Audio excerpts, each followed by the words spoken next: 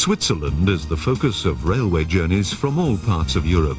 And at the heart of Switzerland, the Bernese Oberland is the goal of many international travellers. The town of Interlaken, today a popular tourist centre, has been a thoroughfare for those who journey for many centuries.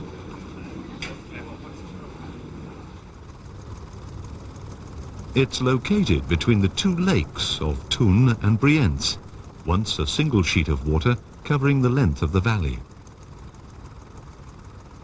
The town stands on a delta, created by the gradual silting up of the mouth of the Lütschine River, which is fed by the glaciers of the high mountain peaks of the Eiger, Monk and Jungfrau.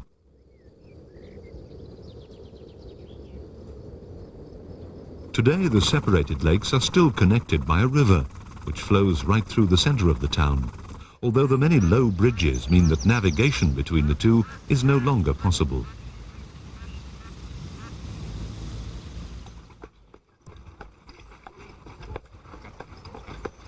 There have been settlements in the region since earliest times, and an Augustinian monastery was founded here in 1130. It was the monks who named the region Interlaken, or between the lakes, the precursor of its present-day name. The old town of Unterseen, now part of Interlaken, still retains much of its charm and tranquility.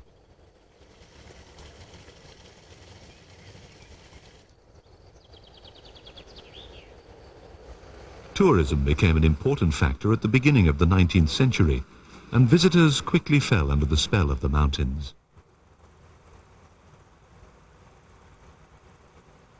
Grand hotels sprang up to accommodate the many guests who flocked here from all corners of the world.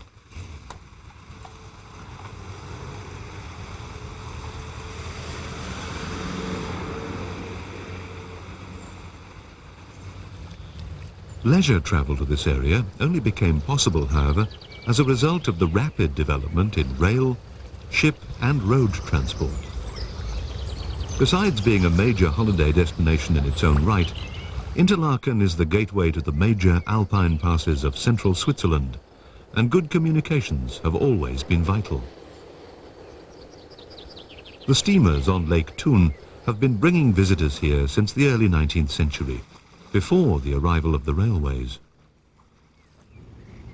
Today, Interlaken West Station, next to the pier, welcomes standard gauge traffic from all parts of Europe, handled by the Swiss Federal Railways, commonly known as the SBB or CFF, and also by the Bern-Lurchburg Samplon Company, which operates buses and boats locally as well. Trains from the Furka Oberalp Company also run here, but only in the model railway exhibition building beside the station. O-gauge predominates, with a variety of different Swiss layouts under construction and in operation.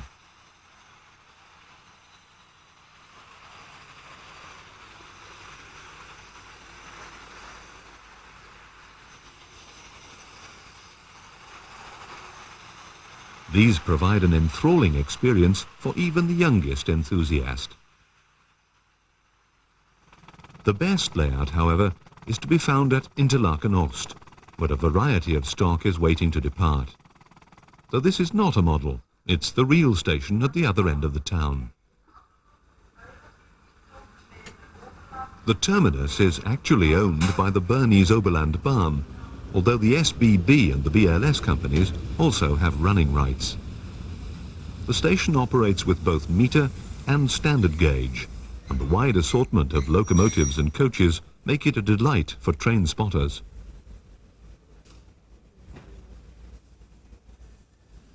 The brown and cream BOB narrow gauge trains travel from here along the beautiful Lütschine Valley to Lauterbrunnen and Grindelwald, before making connections with the Wengenalp and Jungfrau railways for the journey to the top of Europe.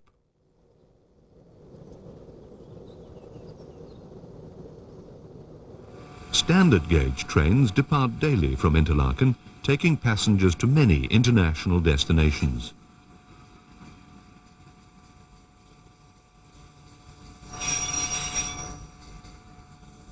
Interlaken is also the terminus for the Swiss Federal Railway's only meter gauge line, which runs from here to Luzern across the Bruenig Pass. The Bruenig line was started by a private company, the Jura-Bern-Luzern Railway, which was taken over by the Jura-Samplonbahn only a couple of years later. They continued to run it until 1903, when they were taken over by the Swiss Federal Railway.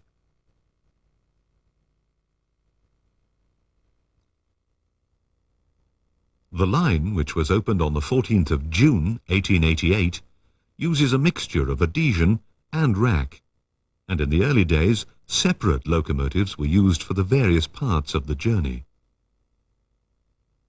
The early adhesion locomotives were G33 and G34s and ran along the level sections at either end of the line. The original HG22 rack engines were underpowered and had all been replaced by the 1920s. Several of the HG33s, which superseded them, remained in use until the 1950s, and of the few which still survive, number 1067 is still in occasional service.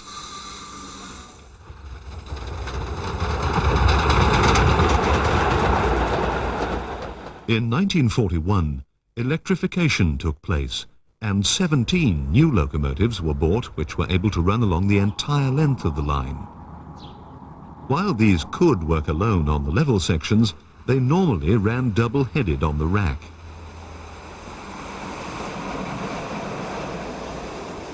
In 1954, two more powerful engines named Meiringen and Giswell were introduced, designed to work the steep gradients between the stations with those names. It wasn't until the 1980s that the need was felt for more up-to-date traction. 8 of these HGE 44 locomotives were brought into service and are the distinctive red engines which haul the Bruenig trains today. The first part of our journey along the Bruenig line will take us from Interlaken along the northern shore of Lake Brienz as far as Meiringen.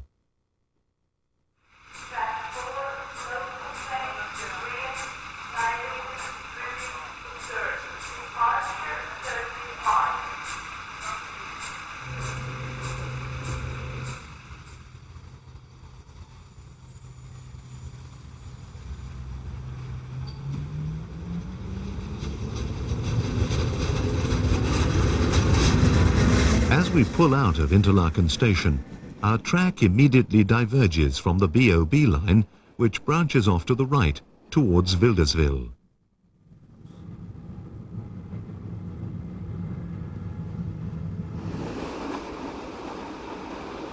Our route climbs steeply up an embankment in order to gain enough height to cross the river, giving us a bird's-eye view of the crowded sidings below.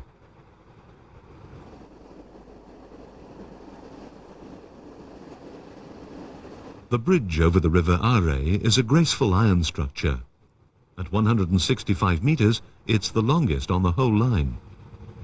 It raises the track high above the river, allowing the lake steamers to pass underneath on their way into Lake Brienz.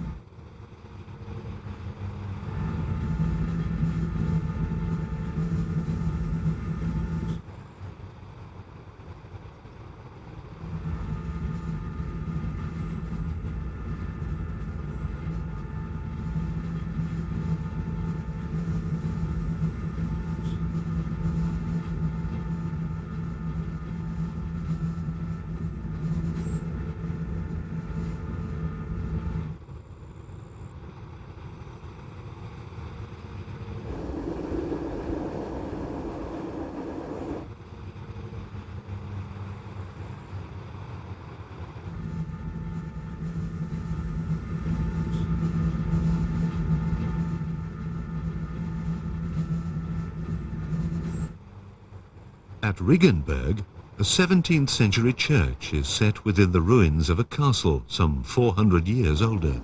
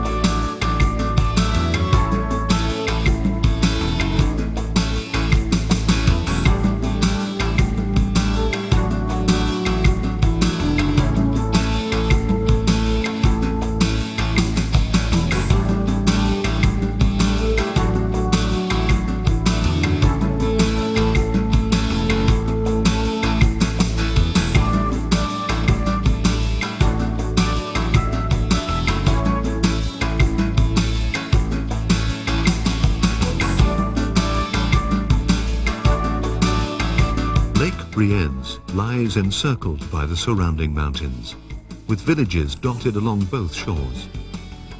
It's 259 meters at its deepest point and lays claim to be Switzerland's cleanest lake. It's curious to note that while it's the smaller of the two lakes, Brienz is now some 7 meters higher than its neighbor.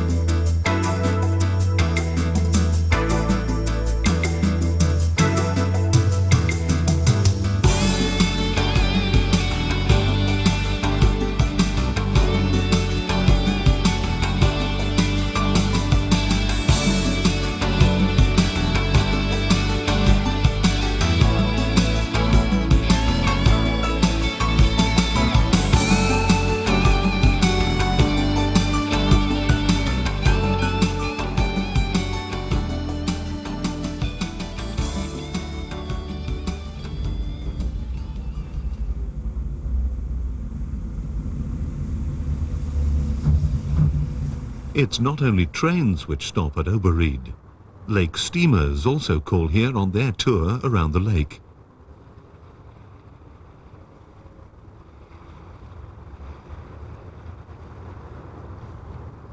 Passenger boats have been providing excursions since the 1830s, and today 5 craft take visitors on scenic trips around the lakeside villages. All are owned by the Bern-Lötschberg-Samplon Railway Company and are based on the river next to Interlaken Ost Station.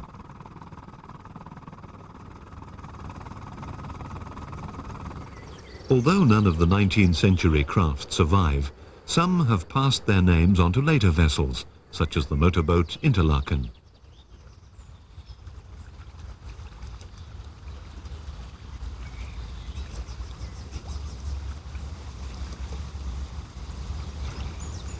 The largest of the modern ships, Brienz, carries up to 1,000 passengers.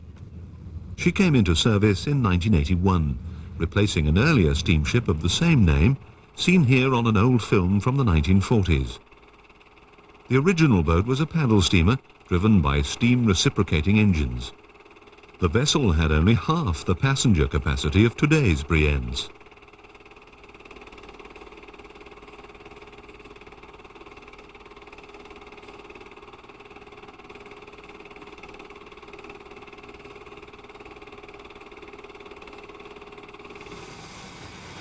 The pride of the lake, however, is the paddle steamer Lötschberg, dating from 1914 and still delighting visitors after more than 3/4 of a century of sterling service.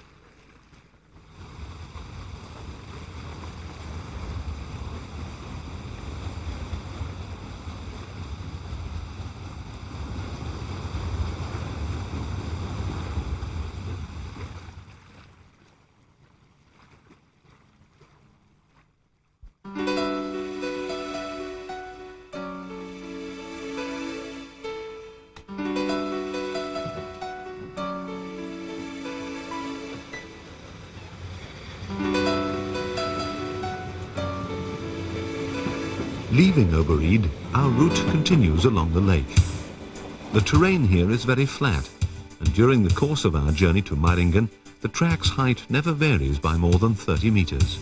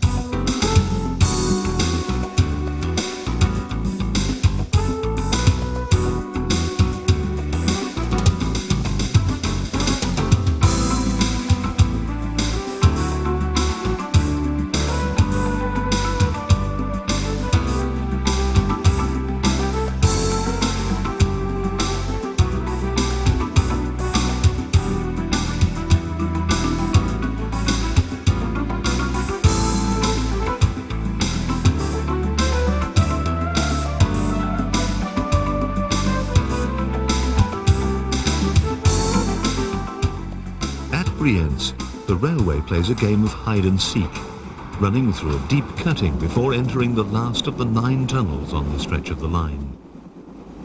This will take us almost 900 meters underneath the very center of the village.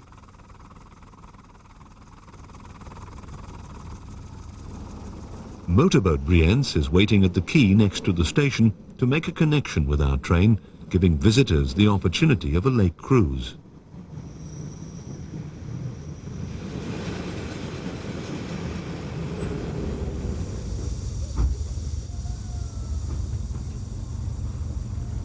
The picturesque village of Brienz, after which the lake is named, is spread along the shore.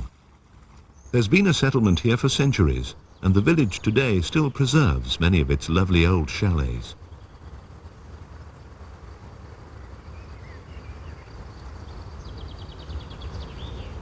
During the summer, the village becomes a riot of colour, with containers of pelargoniums gracing every nook and cranny.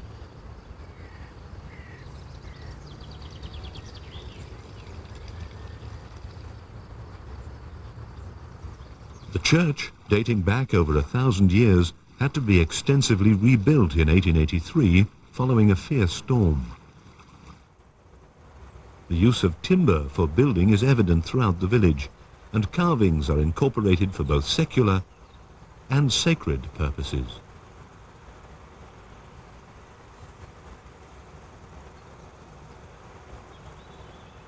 Indeed, the number of carvings found throughout the village highlights one of Brienz's claims to fame. The wood carving trade was established here at the beginning of the 19th century, and today's carving workshops fulfill the demand by visitors from all over the world for authentic Swiss craftsmanship.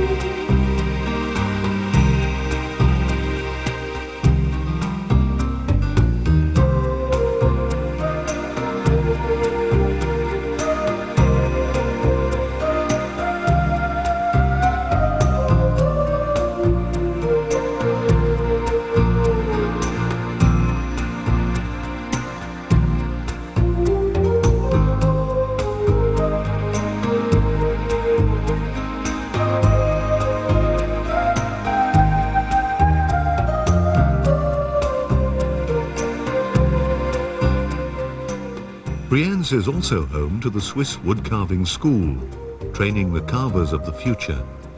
Students come from all over Switzerland to undertake the 4-year apprenticeship.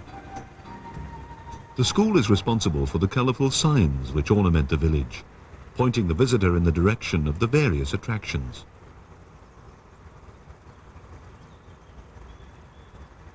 Two of these signs convey clues to Brienz's other major attraction, for it's home of the Brienz-Rothorn Railway, now the only rack and pinion steam line left in Switzerland.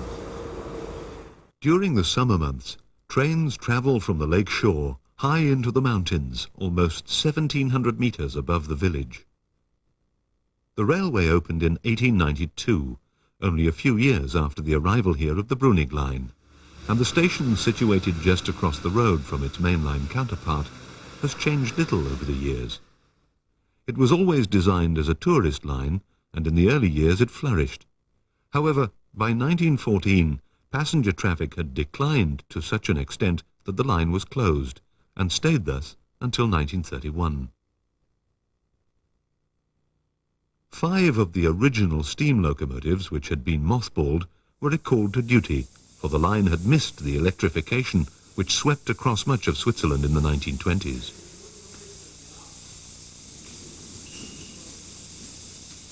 A 6th locomotive was purchased from SLM in 1933 to augment the fleet, with a further delivery in 1936, bringing the total complement to 7.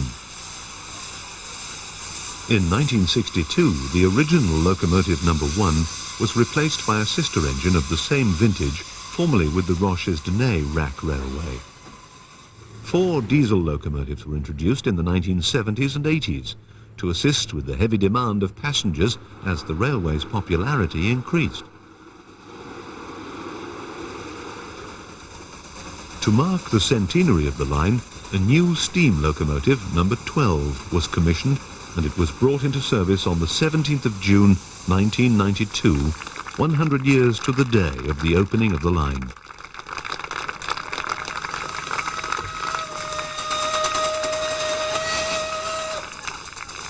The modern sheds, situated near Brienz station, are a paradise for the steam enthusiast.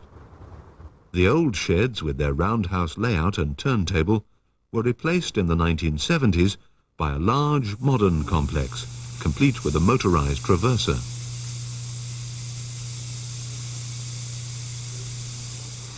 Preparation begins early to make the locomotives ready for the duties of the day.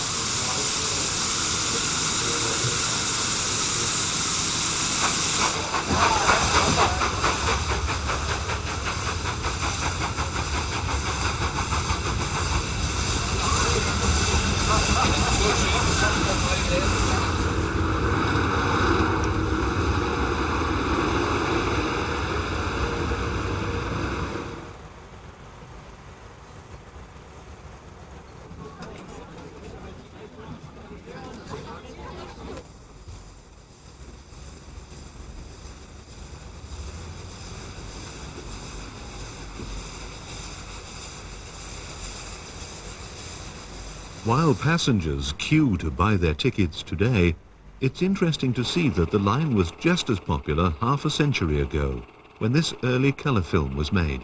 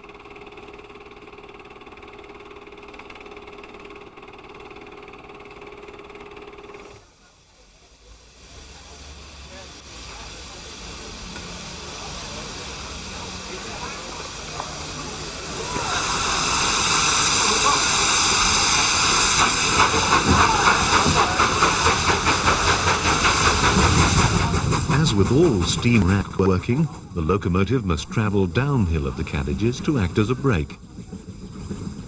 The 800mm gauge line uses the ABD rack system to enable the trains to climb inclines which average 1 in 8.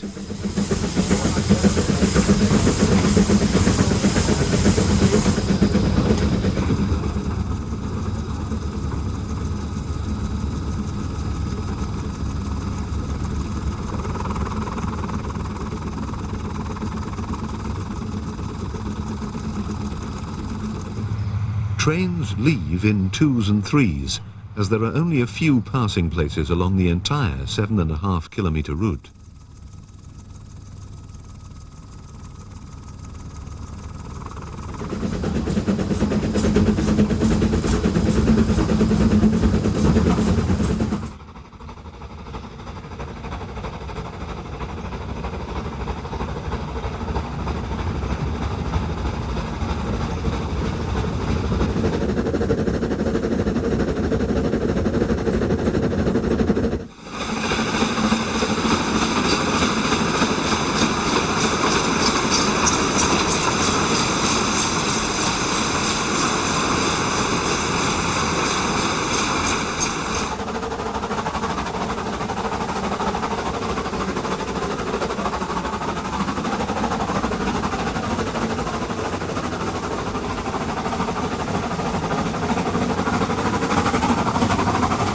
The track passes through 6 rock tunnels during the course of the journey, the most spectacular going right through the mountain face.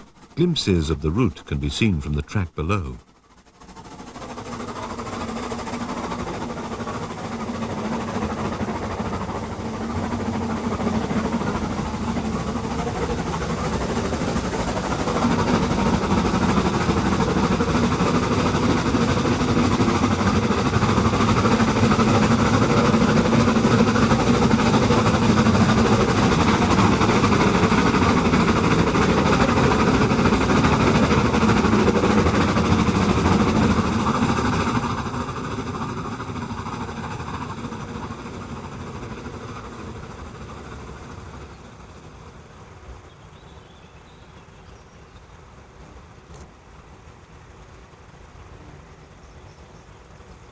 We've climbed 775 meters and are about halfway through our journey, having over 900 meters still to ascend.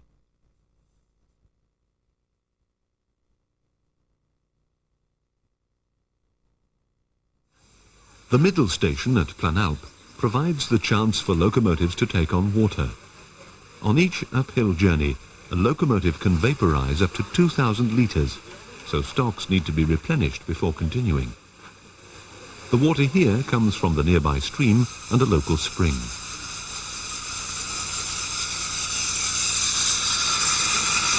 On level ground, the locomotives appear to have taken a nosedive. They are built with their boilers tilted to keep the water and the driver level on the steep line.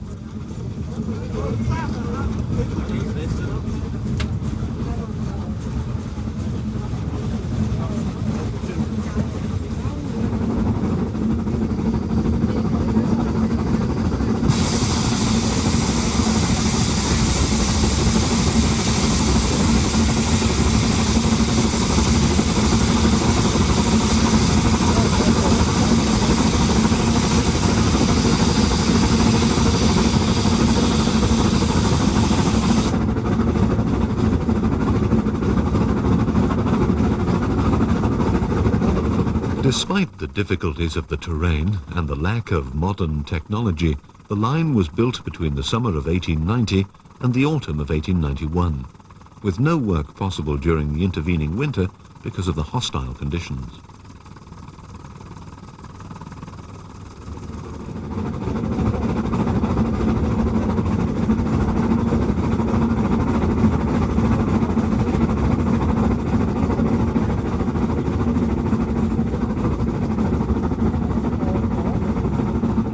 At this altitude, the weather can be unpredictable, and clouds appear from nowhere to wreathe the track in mist.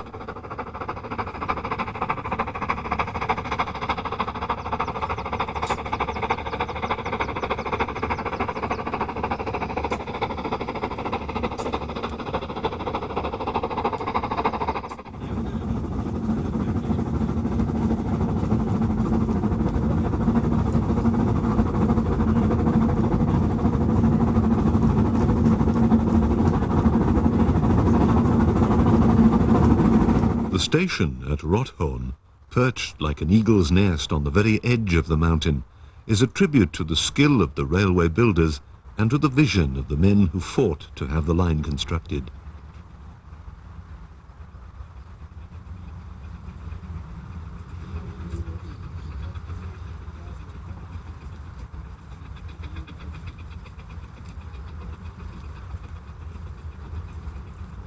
At the summit, the energetic can walk up to the monument marking the boundaries of 3 of Switzerland's cantons. And on a clear day, visitors are rewarded with a truly breathtaking panorama over the peaks which form the backbone of the Swiss Alps.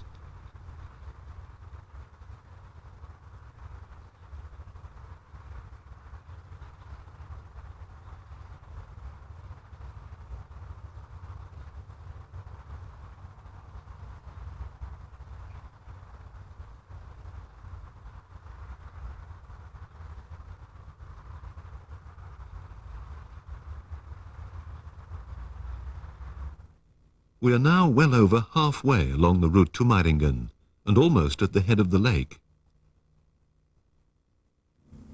Brienz was the start of the line to Lucerne for the first 28 years of the railway's history, with passengers arriving from Interlaken by boat to begin their voyage. While some prefer to remain on the water, we continue our route along the lake shore.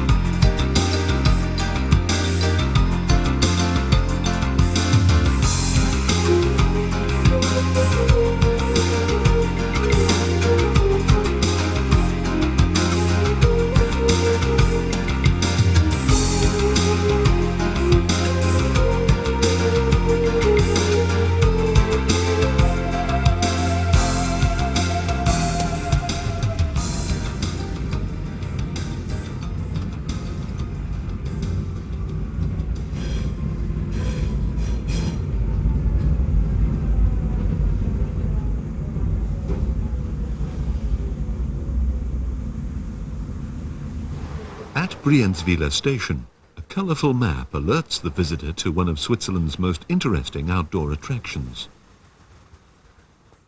Ballenberg houses a wide variety of old buildings, which were under threat of destruction in their original locations.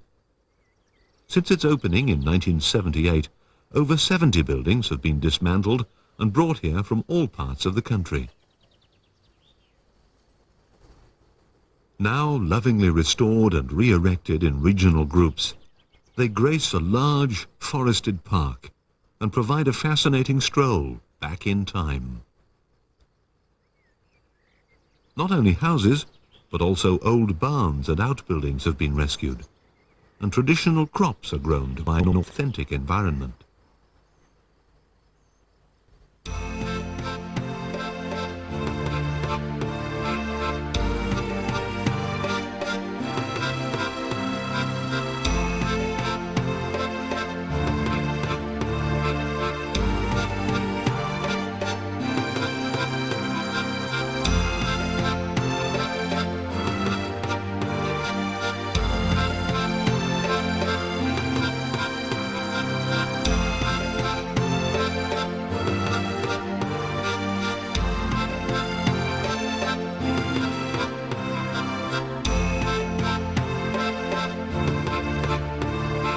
There's something here for visitors of all ages, with the chance to try typical Swiss games and pastimes.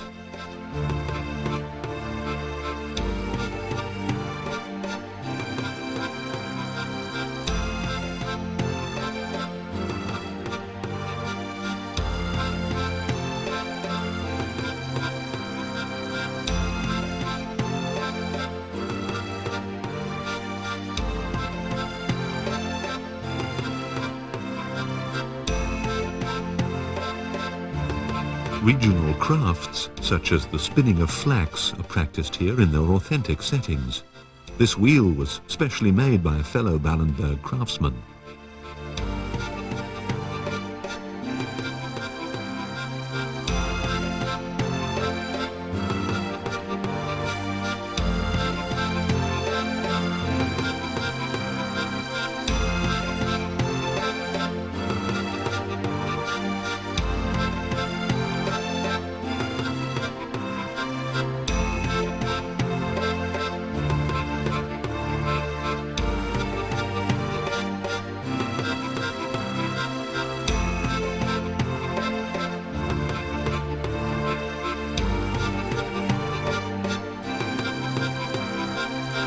After all the walking, there's the chance to rest weary feet at a restaurant, housed in a 19th century house from Canton Zoo.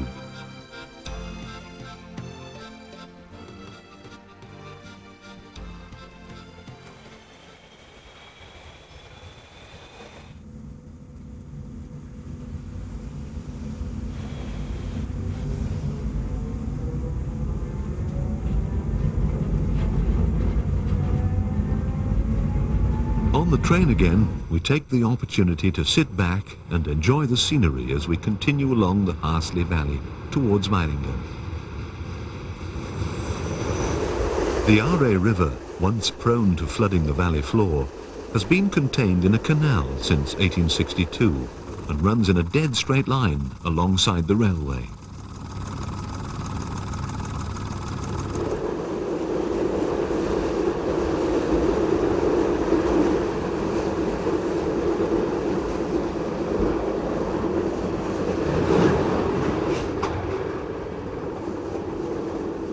On the outskirts of Meiringen, our track is joined by the route to Lucerne, for the train makes a reversal at the station here. In the days of steam, the Adhesion locomotive remained at Meiringen and was replaced by a dedicated rack engine. Although our modern locomotive is capable of running on both systems, another HGE 44 will take over for the rest of the journey, thus speeding the transition.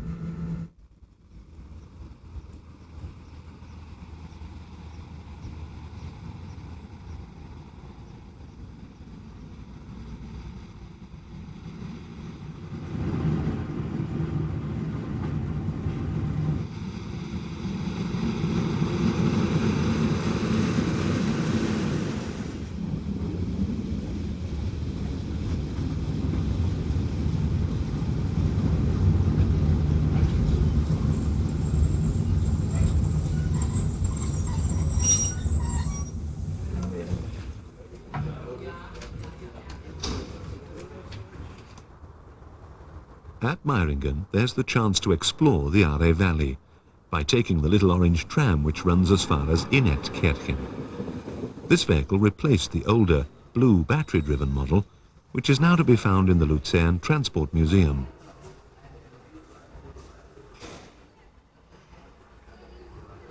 However, for fans of Sherlock Holmes, the first stop near the Reichenbach Falls is a must, This is the scene of that famous detective's final confrontation with Moriarty.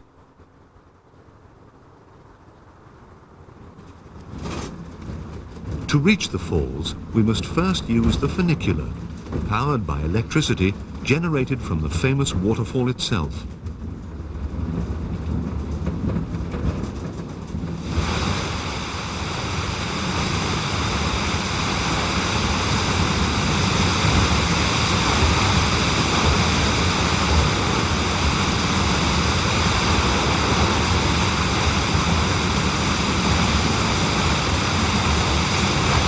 The falls are formed where the streams of the Rosenlaui Valley cascade 100 meters down the side of the Aare Valley. Visitors throughout the ages have been impressed by their power and beauty. And it's not surprising that Sir Arthur Conan Doyle, a frequent visitor to Switzerland, chose them as the dramatic backdrop for the alleged death of the sleuth of Baker Street.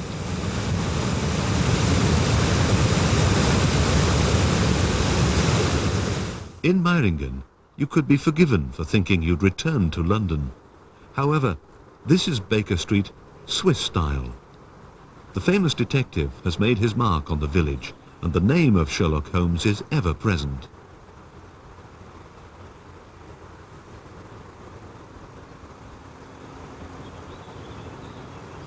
A handsome bronze statue by the famous sculptor John Doubleday has been erected in a square, aptly renamed Conan Doyle Place. Holmes even has a museum dedicated to his memory, which was opened by the daughter of Sir Arthur Conan Doyle in 1991.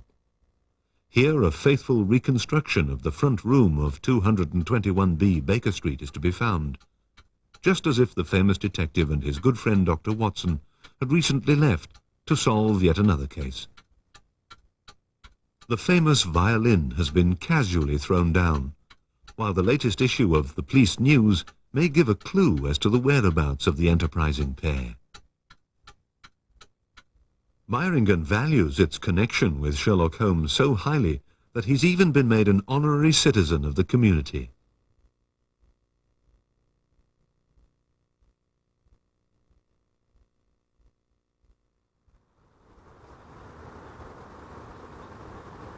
From Meiringen station, we will continue our journey to Luzern in the second part of the Bruenig line.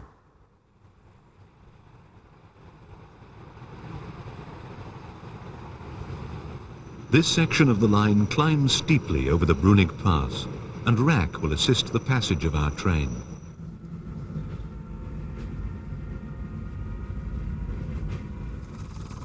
Once over the summit, we journey through the spectacular lake country of central Switzerland, through some of the loveliest scenery in Europe.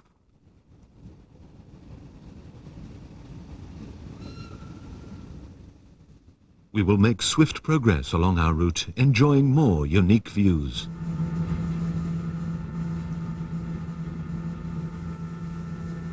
Journey's end will be at the busy international terminus in Luzern.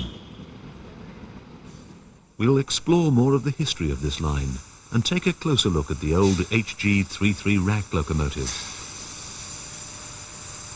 Loco 1068 is a static exhibit at Meiringen, but we will see unique archive footage of her making a special outing to mark the 75th anniversary of the line. We'll also see Loco 1067 in steam today on a special enthusiasts run. There'll be time to visit attractions along the route, including the cantonal capital of Sarnen, with its historic open-air parliament and impressive Baroque churches. At Luzern, we'll visit the picturesque Old Town, with its famous painted bridges over the River Reuss, and the heartbreaking Dying Lion, carved in memory of the Swiss soldiers who were slaughtered during the French Revolution. For transport enthusiasts, the Swiss National Museum is an attraction not to be missed, and we'll visit the railway section of this fascinating collection.